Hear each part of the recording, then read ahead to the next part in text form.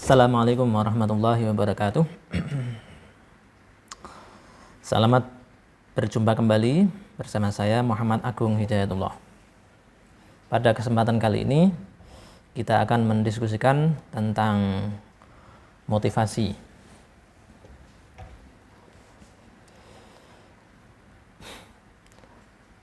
Pertama kalinya saya akan menghadirkan dengan beberapa pertanyaan. Contohnya seperti ini. Pernahkah terlintas di benak Anda untuk bertanya kepada orang tua, mengapa atau apa sejatinya yang diinginkan oleh orang tua kita pada saat ayah atau ibu kita menyekolahkan kita sampai besar, sampai pintar, sampai cerdas, dan sampai menguliahkan kita di perguruan tinggi seperti ini. Apakah untuk mengangkat derajat mereka? Atau supaya kita tidak dipandang sebelah mata oleh orang-orang di sekitar kita? Atau hanya sekedar mengikuti perkembangan zaman supaya kita tidak dianggap sebagai orang-orang yang tertinggal? Atau pertanyaannya menjadi seperti ini. Pernahkah Anda mempertanyakan perihal Anda sendiri? Misalnya, seperti ini, apa yang menjadikan saya membuat sebuah konten di YouTube? Apa kira-kira? Atau kenapa walaupun kondisinya di luar ada hujan deras, ini kebetulan di luar hujannya sangat deras sekali, tapi orang atau seseorang itu tetap berangkat bekerja. Baik, keperluan atau keinginan yang ada di benak orang tua dan di dalam diri kita, itulah yang kemudian disebut dengan motivasi. Motivasi disebut sebagai kebutuhan atau hasrat yang menggerakkan orang untuk bertindak. Sebelum bertindak, menggerakkan kita untuk berpikir, menggerakkan kita untuk merasakan, baru kemudian menggerakkan kita untuk bertindak, berperilaku, dan mendorong kita, mengarahkan kita untuk mencapai tujuan tertentu.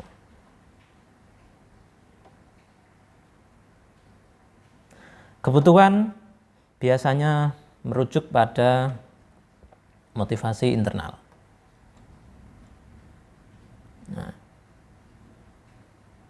Lantas apa yang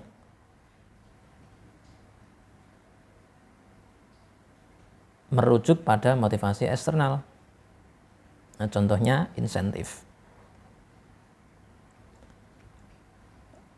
Supaya lebih mudah, antara dua jenis motivasi itu bisa kita hadirkan dengan contoh. Misalnya, bila mana seseorang membuat konten karena ingin mengaktualisasikan diri, mengekspresikan diri, menyatakan bahwa seseorang itu dapat berbicara di berbagai media, padahal biasanya orang itu berbicara di depan kaumnya atau di depan umatnya atau di depan orang-orang di sekitarnya, maka itulah kebutuhan. Kita ingat di hierarki kebutuhan Abraham Maslow itu ada satu jenis kebutuhan yang kita sebut dengan aktualisasi diri atau self actualization. Nah, kebutuhan yang seperti itu kemudian kita namai dengan motivasi internal. Nah, di sisi lain, meskipun hujan melanda, hujan deras seperti ini, seseorang kemudian tetap pergi ke kantor, misalnya karena khawatir honornya dipotong atau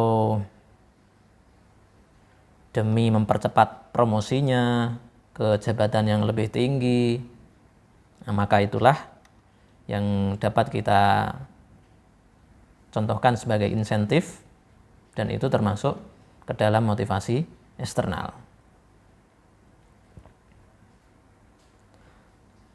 Nah, yang menarik adalah bagi umat Islam,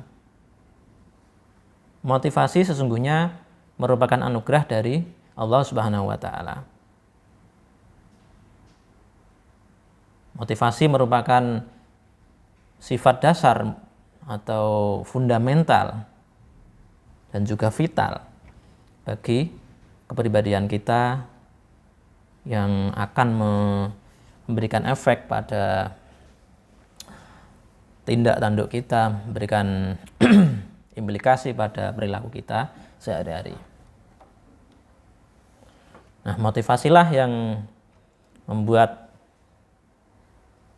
kita setiap hari membuka pintu rumah, melangkahkan kaki, membuat pandangan lurus ke depan demi berkarya, memproduksi suatu karya sesuai bidang kita masing-masing. Nah, dua jenis motivasi tersebut, yaitu motivasi internal dan eksternal, itu sudah umum di kajian psikologi selama ini. Namun di kajian psikologi Islami ada kategorisasi lain. Kategorisasi yang dimaksud apa? Silahkan cek di video berikutnya.